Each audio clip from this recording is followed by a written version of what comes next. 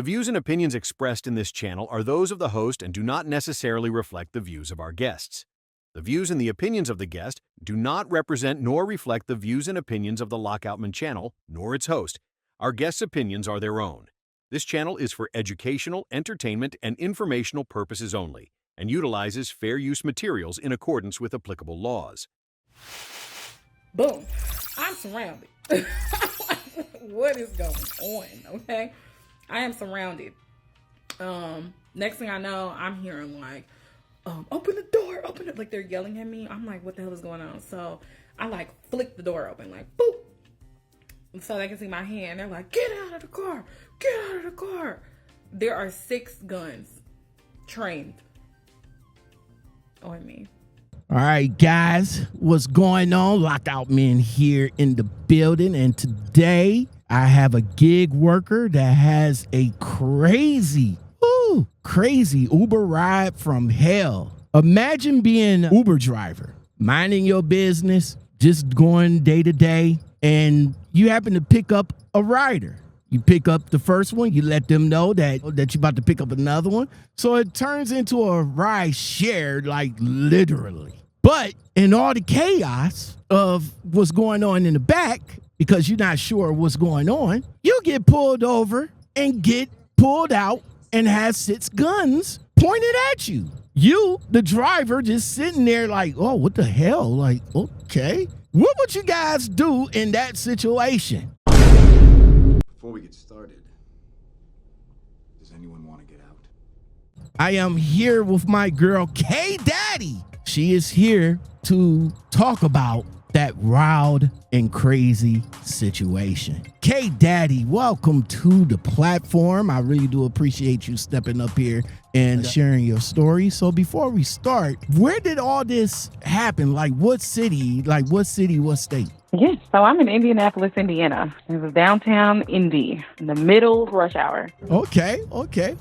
Indianapolis in the house. Are you a basketball fan? Because I believe the Pacers are in the finals right now. Yeah, we are. I am a basketball fan. I do not root for the home team like that, but since my team's not in it, it is Go Pacers this year. See, that's just like us over in Ohio. I represent the Browns, even though we never get nowhere. I represent the Guardians, even though we never. Well, we got somewhere a couple of times with the Guardians, but being that Cincinnati made it to the Super Bowl, I gotta represent for the Ohio teams. So you gotta support. Yes, ma'am. All right, so K Daddy, how are you doing right now? Like mentally, emotionally, after all of that? I am still processing because it was crazy. It was a normal day and it wasn't something I was expecting and a very traumatic ending. So I'm just still processing it. Okay. So before we get into all of that madness, man, tell us how long you've been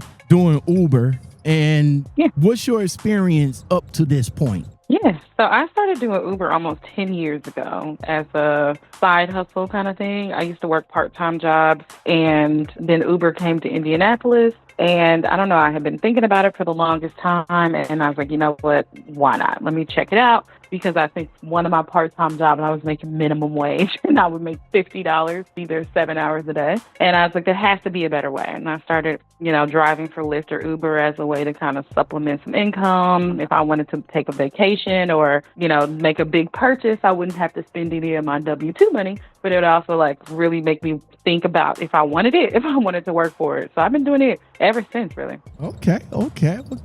So K Daddy, when did you realize something was off doing that particular ride? Was it the silence, the vibe, the way they were sitting? Give us a little bit on what led up to you feeling that something was wrong. Absolutely. So after I picked up the first rider, I didn't even know when I accepted the ride that it was a ride share. Normally, I'm halfway through a ride when they add someone. But this time I picked up rider 1. He was a kid, maybe teenage kid. And when I went to start the ride, it said I was picking up someone else. And I always let you know, hey, this is ride share. Someone else is going to join the ride, but you're going to be dropped off. And I let them know what order they're going to be dropped off. And so I pick up the other person. It was a woman. And And about 10 minutes into the ride, I hear her pretty much like reprimand the kid. She's like, I know what you're doing. I've already seen your face. I'm a grown woman. I know what's going on. So now that you're hearing the young lady saying something, what was the age? Could you gauge what was the age of Rider 1 and Rider 2? At this point, I could tell that Rider 1 was a teenage kid, probably somewhere, between 14 and 17 years old. Definitely wasn't of legal age. And the woman, she was a young woman. She couldn't have been any more than, 21, 22 years old. Okay. Now, as far as Rider 1 being a teenager, I heard something or maybe read something back in the day that Uber has a thing against teenage riders now. Or is it teenage riders or is it like younger riders? I know it's something that I've read, but yeah, could you there's an unaccompanied minor thing. They do have a whole different Uber account set up specifically for Uber teens that allows the teens to be able to ride by themselves, I believe, but the children are not supposed to be unaccompanied. Okay, cool. And as far as the woman goes, the woman 22, you say? Couldn't have been any older than that, but she was an adult woman, but she was very young. Okay. So now you hearing this commotion with the young lady. Did the young man respond to her? And if so, what was said, and did you have to intervene? Yes. So after she says, I know what you're doing, and I've already seen your face, he just says, kind of plays it off. He's like, I'm just trying to go hang out downtown, bro. And then she responds again. She's like, no, I know what you're doing. I've seen your face. I am a grown woman. I know what's going on. So I step in and I'm like, is everything okay? But no one answers me. Oh, that's crazy. That awkward silence right there. Mm-hmm. Okay. So you said that the woman had cash before she even got into the car, and you noticed that she was upset. Did you feel any tension at that moment, or were you just focused on the GPS and just doing your job? I could tell when I picked her up that she had a bad day because I picked her up from a tow yard. She was sitting outside of the tow yard with cash. So you could pretty much put together that she had went to get her a car and wasn't able to, and that she was upset. But I didn't feel any tension between me, or it did get awkward in the ride afterward. And so at that point, I was just trying to focus on getting Rider 1, the teenager, to his destination. He was the first drop-off point. I wanted to get him out of the car so then I could talk to her and see what was going on, because she probably didn't answer because she didn't want to tell him or tell me right in front of him. So I just was trying to hurry up and get him out of the car. Okay, so back at the pickup spot, and you notice her with the money. Like, did you kind of like say, hey, I got somebody in the car, you might want to put your money in your pocket before you get in the car? Did she get in the car with her money already in her hand, or did she put it up when you asked her if you did? Yeah, so I tried to signal to her that there was someone else in the car and to kind of put her money up, because I knew if I saw it, then anybody could see it. But I think she was just so focused on the day that she was having that she was not responsive to me trying to give her a heads up. So I genuinely think she had it either in her hand or was putting it in her hand or in her pocket when she got in the car. At some point, she did take it out, and I think the kid saw it. Yeah, taking money out around strangers could lead to awkward circumstances. Mm-hmm. Okay, Daddy, again, thank you for stepping up to the platform and sharing your story with us. Before we continue, K Daddy, where that name come from? Like, where you come up with that name? Honestly, ever since I was a kid, I had this obsession with people calling me daddy. I have no idea why. And it was just like a running joke in my family. And so now it's stuck. Okay. All right. So, K Daddy, walk us through the moment when the cops surrounded you. Like, did your heart instantly drop right then and there? Yes. because I thought I was moving out of the way. I was 1 minute away from the destination to drop off driver one or rider one so I could see what was actually going on in the back seat. I'm thinking I'm pulling out of the way so these emergency vehicles can zoom past me, and they surround me instead. I'm like, what is happening? I was terrified. Okay, what went through your mind when they all got out, start hollering, pulling guns? What was going on with you? I was weirdly calm. They told me when they surrounded the vehicle, they said, they were yelling, they were like, open the door. And I'm like, calmly opening my door. Here's my hands. Please don't shoot me. And it wasn't until they told us to get out of the car that I saw that there were like 6 guns trained on me. And at that point, I'm like, this is so surreal. I could die because they're yelling. They have guns trained at me. What if their finger slips? Like, I was just thinking about all the things that could go wrong. And I was terrified, but I was like weirdly calm, keeping my hands out so they could see, listening to everybody, looking at everything, and just trying to follow the instructions as closely to the letter as I possibly could as someone who has guns trained on them. That's your position and how you was feeling at that moment. What about rider 1 and 2? Could you get an eyeball on them and see what was going on with them as far as being pulled out of the car? Was there any pushback or anything like that? I didn't see the kid because he was on the opposite side of the car as me, but the woman was sitting directly behind me and she was on the same side of the car and she was weirdly calm. So I assumed that she knew what it was about, but I had no idea in that moment. Okay. Did you feel like when you was getting pulled out the car, did you feel like you was treated fairly once they realized that you was the Uber driver? Yeah, everything was handled very professionally. It was just the initial shock of giving this Uber ride, and now I'm surrounded by police officers being held at gunpoint.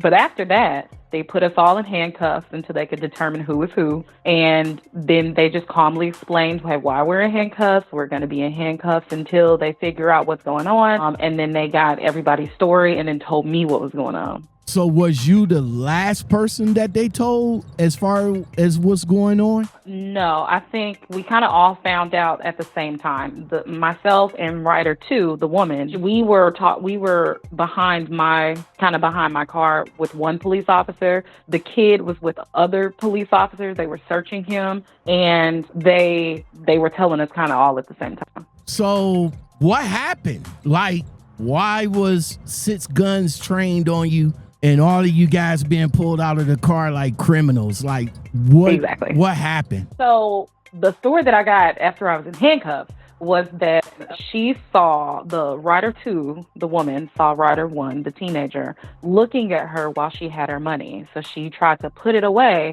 but then he allegedly pulls out a ski mask and then lowers the brightness on his phone screen so he could start texting. And so in her mind, she's assuming that he's texting about the money and that they're planning on robbing us when we get to the drop-off point, in which case she lets him know, I see your face, or I've already seen your face. I know what you're doing. You're not slick. And she calls him out. And when I asked if everything was okay, she didn't want to let him know that she was, I guess, onto him. So instead of telling me, she sent a silent alarm to Uber. And then they swarmed us to make sure she was safe. See, I'm going to say right now, shout out to that gut. That's that gut talking. That's that gut talking, man. And y'all women, y'all guts, y'all need to listen to your intuition. Gut. You need to listen to that gut. So shout out to that gut, letting her know that, yeah, homeboy ain't about shit right now. So yeah, shout out to that gut.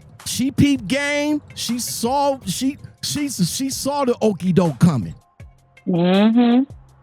And I get it. I guess I would have wanted the heads up too, but we'll get to that. We'll get to that part in a minute. But you said that she hit the silent alarm on Uber. I guess it's called Uber Rescue or something like that. What is that part on the app and where is it? So it's different for drivers and riders. which I learned. And I've never actually experienced it on the rider side, but from my understanding, you can say that there's a help button. And when you click the button, it's like, do you need help and what kind of help? And she apparently said that there was a problem with, she specified it was not the driver, but it was another Uber passenger. And I think they asked if she felt unsafe or needed emergency assistance, in which case she said yes, and they sent it immediately. For the drivers, I just have like a shield that I can send my location. So and when I've had those rides that I am feeling kind of sketchy about, I send my location to a set number of contacts. If my ride is stopped for too long, Uber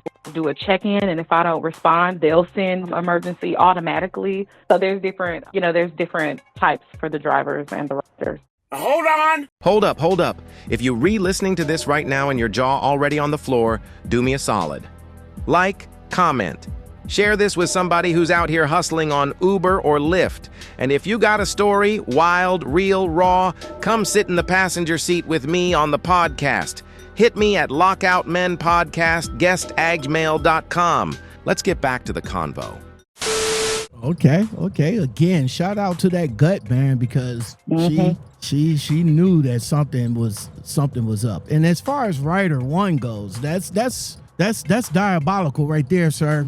Ski mask in the pocket, turning down the brightness and all like that. Yeah, that's crazy. So in essence, before I get to the next question, I guess she low-key saved your life, right? I was going to say, she might have saved my life. Yeah. She might have. Yeah. Because if that was true, and we were headed to, worst case scenario, to a drop-off point where somebody was going to be waiting there to rob us. Now, I do, I don't know if I should say this, but I do make sure that I'm able to protect myself while I'm giving rides. So I will say that. Okay. But she de-escalated the situation before it could even had the chance to get that far. Right. So shout out to Ryder too, man. Okay. Shout out to her. Hey, Daddy, wild story so far, man, and it's crazy that that you had to experience something like that. How long were you in handcuffs before they actually let you go? And did the police apologize, or did they have to apologize? Yeah, we were in handcuffs for about 20 minutes while they were searching him. They ended up searching my car for some reason, which I still don't understand why. And just while they had to call a detective to the robbery and homicide detective to figure out what to do or how to proceed with a situation like this. Because obviously we're in the middle of downtown, in the middle of the street, in handcuffs. It's a very embarrassing situation, but they were apologetic. They had to keep us in handcuffs. It's for everybody's safety. And meanwhile, the kid is like verbally assaulting us. We're all everything but a child of God. And they're just, That's the part I was going to ask about, like each individual accounts. So, of course, the officers talked to you and Ryder 2, which was the female. Now, what about the guy? Like, what was going on with him with all of this going on? He was still in handcuffs. He was very upset. He was verbally assaulting us, calling us all kind of names. But they were searching him. They were searching his book bag. He had on a coat, which was already kind of weird because it was 80 degrees outside. So, they were searching his coat, searching his stuff, and he's just upset. He's like, I'm only 14. I'm about to turn 15. I was trying to just come downtown and enjoy my day and just walk around, and y'all ruined it, and all kind of names and all kind of stuff, and how she was scary and how she had money. She should have got a more expensive Uber where she didn't have to share, and yada, yada, yada. He was obviously not happy. Now, you said about, 20 minutes or so, 25 minutes, the whole interactions went down, the detective came. I guess everybody put in their statements. What was the outcome? Like, what did you get back in the car and take Ryder 2 somewhere, or did Ryder 1 get taken away? What was the outcome of that little ordeal? Yeah, so after they figured out what was going on, me and Ryder 2 were sent on their way. They gave us the incident number, the police report, so we had it in case Uber needed it for myself or she needed it. And they kept Ryder 1. He was still handcuffed when we left. I don't know why. I didn't ask questions. I was trying to hurry up and get out of there. And I ended his ride because we were 1 minute away from where I was supposed to drop him off at anyway. I ended his ride so it would take me to her destination. And we went to her destination. destination, which ironically was 2 minutes away from my house. So I took that as a sign that I was supposed to be done for the day. And I went and grabbed me some wine and I came home. Was there any conversation between you and Ryder too within that 2 minutes? Like, did you kind of like bring it up like, hey, try to spark a conversation out of that, if any? I did not. No, I think she was also on the phone with somebody trying to explain to them what happened as well. So I just didn't interrupt the conversation. Towards the end of the ride, though, because she was still about 15, 20 minutes away from downtown where I was supposed to drop her off. Towards the end of the ride, she did apologize basically and fill me in on the rest of the stuff that I didn't know, which was, what she was doing when she caught him paying attention to her and turning his phone away so she couldn't see what he was texting, turning the brightness. So I got the details, everything that I missed at that time. And she was apologetic. She just wanted to be, safe instead of sorry, which I wasn't mad at her. I still say she low-key saved you guys' lives, though. Yeah. That's what's up right there, man. For sure. Ooh, because you never know. Like, yes, it was downtown. I was dropping him off downtown in a very busy area in daylight. It wasn't, it wasn't anything sketchy surrounding the drop-off. But you never know. People are crazy. Yeah, man. That's, woo. Hey, Daddy, so do you feel safe driving for Uber after all of this experience? Honestly, it's weird. I guess I kind of feel a little safer knowing how quickly they send authorities to you if you ever do need help. Which I know it's probably a weird way to look at it, but what other way can I, what other way is there? Like, Uber didn't do anything to me. The only thing I wish they would have done differently is given me some kind of cue within the app to let me know that one of my riders was in distress, so I wouldn't have been so caught off guard and taken aback by what happened. Or the follow-up, Uber to this moment has not sent me a notification. They have not reached out to me. I mean, it's almost like the incident never happened. So I think the follow-up would have been better, but I don't think Uber itself, is any more dangerous than it's ever been. Now, let's just say, hypothetically speaking, that you was aware of her distress. What would have done in that situation? That's a good question. I probably would have respectfully ended Rider 1's ride, pulled over to a safe area to let him get out so she didn't have to continue the ride in distress. And I didn't either because, he was sitting behind me. I can't get to him if something were to happen. Or I also could have alerted Uber through my, channels. Yeah. If you could give any advice to any Uber drivers or any gig workers that's doing rideshare, especially women, about what to look out for, what would you say? That's such a good question. Look out for everything. As a woman, you have to keep your head on a swivel at all times. Make sure that your rearview mirror is positioned to where you can see out the back window, but also look into your passenger's eyes at the same time. Be vigilant. Always make sure that, check in on your passenger. I sneak looks every now and then just to make sure I'm not missing anything. And trust your gut. If it feels off, it's off. Don't do it. Because my gut said, don't Uber yesterday. I didn't feel like it. But I was like, let me do it. Kendra, you're just being lazy. And I Ubered yesterday. And that's what happened. Okay. So always trust your gut. So, K-Daddy, man, that was a horrible experience, which turned out to be a good ending. It definitely could have went super left. Like, the police, the guns, Rider 1, all of that could have just went extremely left. But if you could say something directly to Rider 1, what would it be, if anything? It would just be, and just teenagers in general, even if it was a prank, even if it was a joke, stuff isn't funny. And just be mindful of how you're being perceived, because not everybody knows that you're just a dumb kid who's just trying to be funny. Like, adults, we know more because we've lived through more. Not everything is funny, and just think about that. What would be the takeaway to the people that's listening to this story? If you are going to order just any type of rideshare, whether it's with somebody else or you are ordering a priority or whatever, you are in the car with a stranger, at least one stranger. Please act accordingly. Personal items or items of value should not be seen.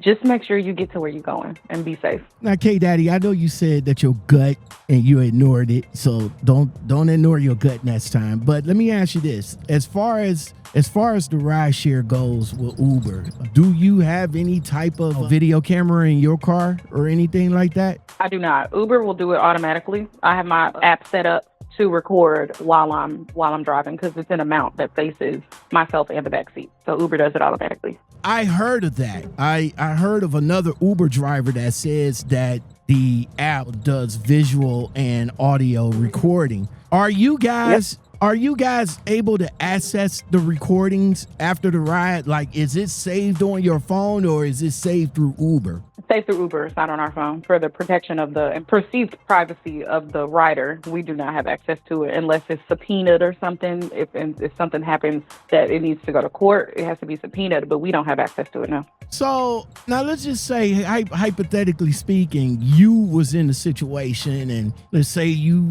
pick up a rider and the rider's being all irate and stuff like that. You got all that on camera. Could you use that information? Because Uber has a tendency of backing their passengers over their riders. And that's another thing that I had problems with Uber and Lyft because they always like to back their riders instead of the drivers. So let's say something that happened to you and the passenger was being irate. Are you able to say, hey, Uber, why don't you go to the tape and see the interactions? Are you able to do that? I have actually had an irate passenger that I've had to physically remove from my car. And in my experience, Uber has always had my back. If I've ever had to file a police report, Uber will hand over whatever video or sound footage or whatever that they have. They'll ban that person from ever using their platform ever again. Like, I've never had an experience where Uber sided with a rider over me. Now, by you saying Uber and Lyft has the same thing of the options of banning passengers, I kind of feel that that's kind of like meh because they can just easily get somebody else to order the ride for them. Absolutely. Is there any precautions set in place for banned riders not to actually access the platform anymore? Not that I can think of. I mean, Uber, if you're registering with a phone number that is already banned, then you couldn't. But if you were to get a new phone number, or if somebody else were to order the Uber for you, their Uber would have no way of knowing. Exactly. Now, as far as the driver goes, your driver's license follows you to the end of time unless you change your name or anything like that. So if you get banned as a driver, you pretty much banned as a driver. But as a passenger, absolutely. As a passenger, that's kind of a gray area right there to me. Well, even the whole concept is a gray area because as a driver, I have to submit my driver record. I have to go through periodic background checks every so often. Like, they're constantly checking to make sure that we are doing what we're supposed to be doing. But the riders could be anybody. Rider 1 wasn't even his real name. The name in the app that he registered was, quote, real. Like, he had a pseudonym or a nickname. So there are no checks for passengers at all. Exactly.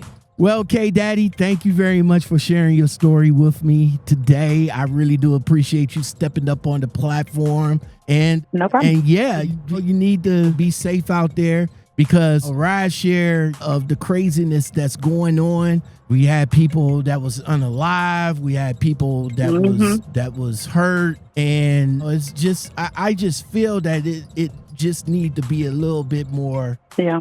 I don't know. What's the word I'm looking for? I don't know. A little bit more safer or. Yeah, there should definitely be more safety measures. Yeah, safety measures. There you go. Thank you. You doing Uber, are you renting the car or is that your own vehicle? No, it's my personal vehicle. Oh, okay. Have you ever given any thought of doing the Uber rental? No, because I don't do it enough. Like, it's $200 a week. So the first $200 you make on Uber goes directly back for the rental. Right.